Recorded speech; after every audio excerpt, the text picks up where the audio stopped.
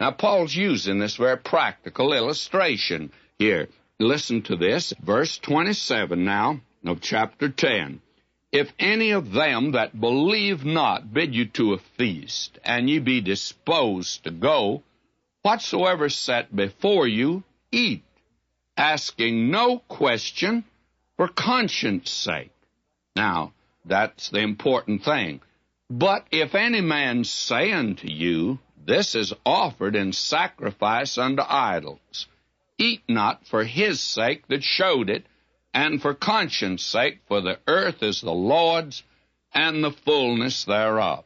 Now, the whole point is that if he's eating there, and he's not to ask questions, but if his host volunteers where he got it, and it had been offered to an idol, now Paul says you're not to eat it. Not because there's any rule, there's no rule.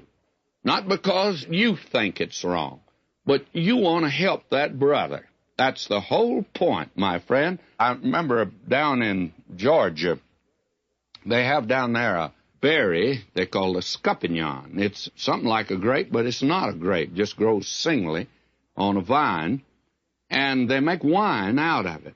A friend of mine told me he went to preach in a certain church, invited out to dinner by one of the officers of the church, and he was handed a glass. He didn't know what it was. He tasted of it. He saw that it was something that had alcohol in it.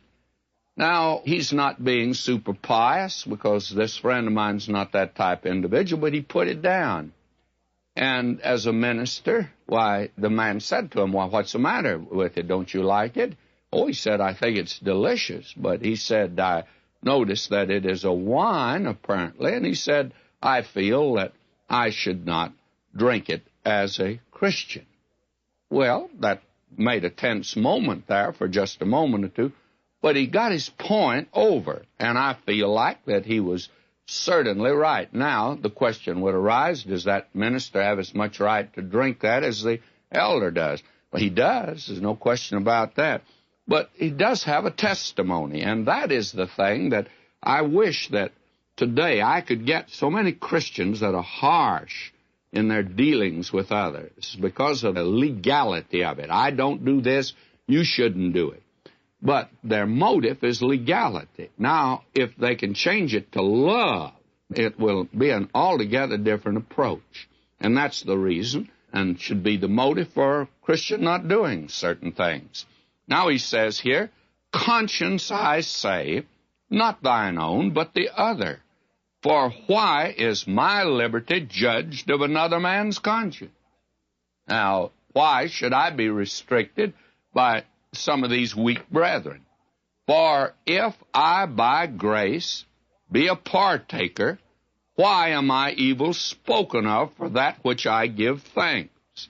Now, the thing is, Paul says that it's unfair to judge me because of another man's conscience.